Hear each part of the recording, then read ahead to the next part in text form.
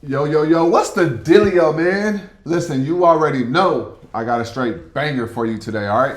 So in this video, what I want to talk about is buying time, right? Buying yourself some time. And then also, I want to give you some buying zones for some stocks, right? I want to give you some areas that I'm looking to get into some call options, or I'm looking to buy shares of certain stocks, all right? I'm gonna give you the levels and I'm gonna tell you exactly why and what I'm seeing. All right, so be sure to stay tuned to watch this full video. And what else I will say is be sure to like this video and subscribe to this YouTube channel. All right, every single day I'm bringing some information to you that could potentially change your life. All right, so with that being said, buying your time, y'all, right? I want you to understand that you the best way in my honestly the best way to invest is to have time, right? So when you buying yourself time, I want you to think about it, right? Today was Friday. Today was 0 days to expirations, right? So a couple things, you can trade how you want to trade, right? You don't have to trade zero DTEs, right? I do, sometimes I don't, right? It really just depends. But you don't have to trade zero DTEs. You don't even have to trade weekly contracts, right? When you could buy yourself more time, you will be more profitable when we zoom out and we're long term, right? So if you want to trade zero DTEs, I would just, have a small, if you're usually leveraging, let's say if it's Monday, if it's Wednesday, if it's Tuesday, you put in, let's just say, $1,000 in a trade. On Fridays, you might want to put in $300 in that same trade, right? Because of 0 days to expirations, they're definitely going to move way faster, right? So you could get a 30-cent move if in the opposite direction of you could be down 25%, depending on what the stock is, right? So you don't have to use 0 days to expirations. Now, you can make a lot of money using 0 days to expirations, but you can also lose a lot of money as well, right? So if it is Friday, it might make sense. If you see a setup, and we on a pullback right now, right? And you see something, you may say, okay, I'm going to get 1 to 2 weeks out on this stock. Even if I plan on getting out earlier, I'm going to buy myself some time, right? Now, the thing is, when you buy yourself the time, it's going to be a little bit more expensive, but also it's going to move a little bit slower, right? So if you wanted to get, let's say you wanted to get, 300% on this trade, you may only get 150% on that trade, right? Depending on how fast the stock made the move, right? And what the percentage was. So keep these things in mind and understand how you can utilize your contracts, your different expiration prices and stuff like that. If I'm in a trade and I'm looking to get in a trade and I'm really scalping it, I'm not day trading it, my mind ain't on a day trade with this stock, then I'll get the weeklies, right? 100%. Now, if I'm swing trading it, or if there's a possibility that I feel like it could run a little bit more, I may get the next week's out contracts, right? And if I see a move that I see it could be getting set up for going into the next week, then I will get the next week's contracts, right? Also, if I see a move on Friday, let's say it's Friday afternoon, and I see a move, right, and I'm like, okay, I'm about to take this. I'll get the next week's contracts. Now, next week's contracts out of the money, to me, are similar to 0 days to expirations, right? Because once that stock starts moving towards your strike price, it's going to start moving a little bit more, with velocity and speed, and your profits are going to start picking up and going even faster. And those spreads are going to tighten up as well, right? Because more people are trading those. So if you could get an out of the money contract that has high open interest the next week out, that may be a good trade, right? A good strike price for you, a good contract. So I just want you guys to know and understand that you don't have to do what everybody's talking about. You can trade how you want to trade. You can trade how do you want the trade to feel, right? How you want things to feel, how you want the trade to be, right? Do you want to be stressed? Do you want to be in and out, right? Are you okay with theta decay, contract decay? Are you not, right? you want to consider all of these other things, right? So I just wanted to say that, y'all, right? Like, buy yourself time if you're unsure, or if you want more time on your contract and whatever the case may be. Buy yourself more time, right? If the stock has not broken any critical levels, no support, then definitely make sure you stay in the trade, right? That's one of the hardest things, is staying in the trade even when you want to get out, right? Even when the stock ain't doing exactly what you want it to do, right? That's a difficult thing sometimes, okay? So now what I want to do is I want to talk about some buying zones for some stocks, right? Because right now we're in a pullback. Stocks are pulling back. We have 2 more trading days left to go for September. I personally think that stocks are going to pull back a little bit more, right? We got some room to go. We got a lot of room to go. We got a lot of gaps to fill to the downside, right? So I see some opportunities, right? So I'm going to show you guys a couple stocks and what levels you want to buy these stocks at, or look out for these stocks. Okay? The first stock we're going to go over, we'll do Robinhood. Okay? So I'm pulling up Robinhood right now on the charts. And this is simple as well, right? This is simple. So let's look at Robinhood. All right, so this is Robinhood, right? On the daily time frame. Now, I wouldn't buy any shares of Robinhood. Like, let's say I was starting, from scratch. I wouldn't buy any shares of Robinhood, because right here is all-time highs at 130. We touched 130. Right now we're at 121. That's only $9, right?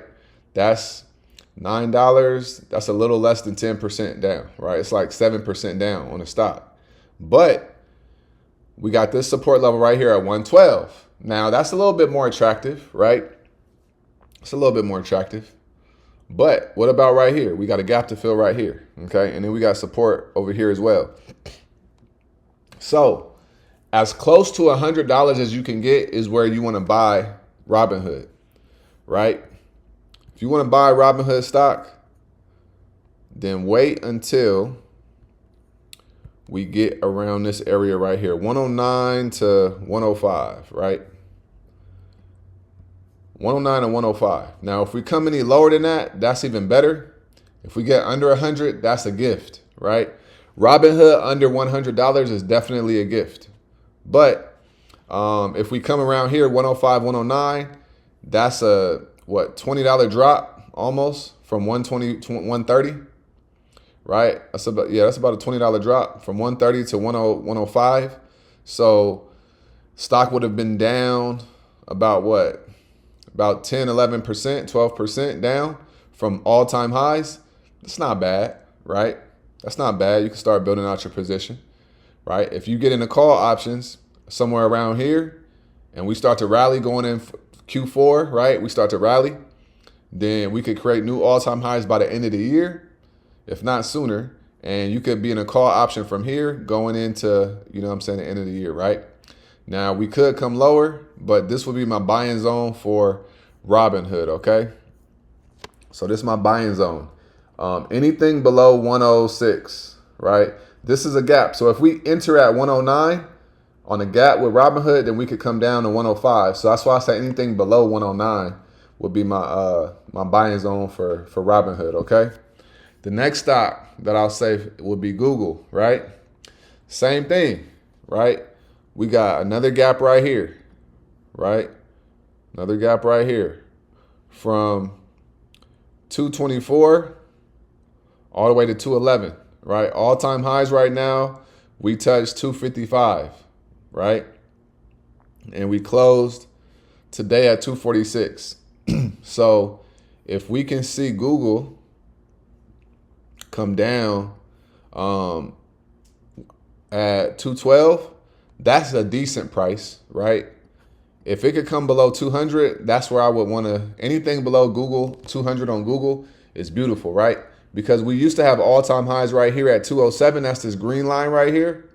And then look what happened. Back in April, we was at, 150. We was at 146, right? And look where we came. Well, look where we got to. all the way to 207. And once we got past all-time highs, look where we went. We went all the way up to 255, and now we're right here. Okay, so with Google, I would say 211 is the highest I would want to buy it at, right? So if we come down here and bounce, cool, but I do see Google coming down more. It might take some time, but I can see Google coming down some more. So anything below 200 is a buy in my eyes on Google, right? Obviously, if we come to 170, 180, 160, that's a better buy, but once we fill this gap, we might bounce and go to the upside if we even get down here, but it's not too far away. So I think that Google around this area, 210, right? 210, 212 is a buy in my eyes on Google, right? So we got Robinhood, right? We got Robinhood, and I said between 105 and 109. Okay, so we got a buy zone. 105 to 109, right? And really, preferably under $100.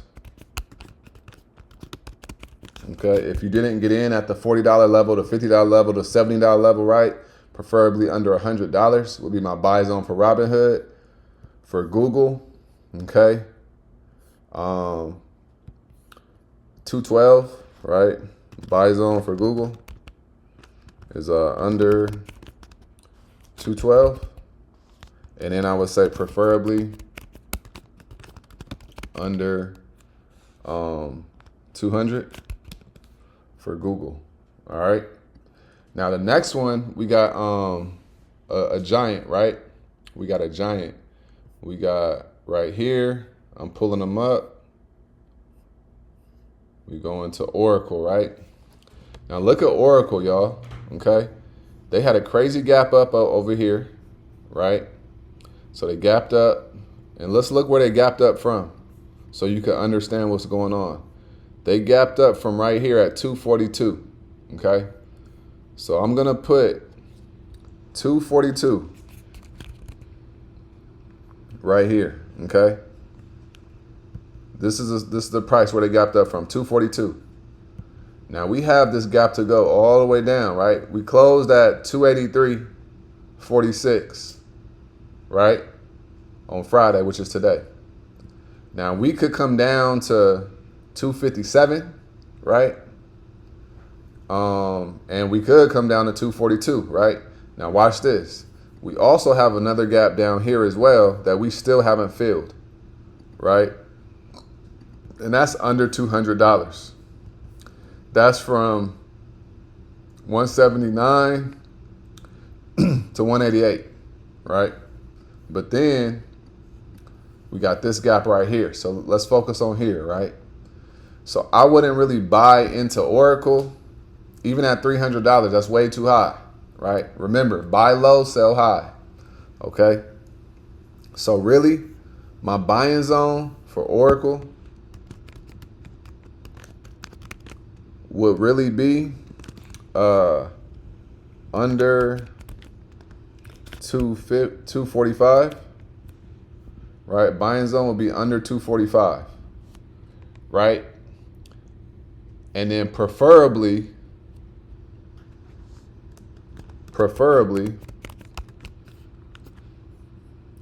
if we could get it under 220, under 220, all right? And then under $200 is a gift, all right? So that's my buying zone for Oracle if you want to get some shares or call options, right? Under 245, buying zone, preferably under 220, under 200, that is a gift to you, right? Because we got these gaps to fill here. Now, in the event that Oracle does come down here to like 205, that's at the 200 EMA, man, scoop it up. All right, scoop it up. We got a gap down here as well. If you see it in the 180s, scoop it up. It ain't gonna be there long. All right. So, and then let's look at the last one is Microsoft, right? On the daily. Let's look at Microsoft real quick. Check this out. Microsoft has a gap all the way down here from their earnings in the second quarter. They was all the way at 423 down to 396, right? So around the $400 level would be a buying zone for Microsoft for me, right? I wouldn't buy Microsoft and invest into them up here. I wouldn't even buy into the S&P 500 up here, right? And then they have another gap down here at around 360. So I would say for Microsoft, $400 level, that would be a smooth entry based on the charts and based on where we at right now, because that would be a $100 almost drop, right? That's about 20% down, right? That would essentially be a bear market, and then that's when you really want to buy into your stocks, right? So that's what I would say about Microsoft. Okay, so we just went over Robinhood, Oracle, Google, and also Microsoft. Those will be my buying zones for those stocks, right? These are popular stocks. These are stocks that people love. They trust them, right? Robinhood is an innovative company, and Google is one of the giants as well. So these are quality stocks that are inside of the S&P 500. Robinhood just got up in there. So those are some of the stocks that I would buy at those levels. All right, so it was a very interesting week, but just be sure to study, get back in the lab if you took some L's, and let's come back better next week. All right, tomorrow we got a video dropping, Sunday we going live, and then on Monday we right back to it. All right, so like I say in every video, y'all, make sure you get up out of your head, go get into this world, because your head is a dangerous place to live. All right, and also remember, y'all, the more you study, the less you worry. All right, I appreciate y'all time. Y'all stay smooth, man. I'm gonna holler at y'all tomorrow. Peace.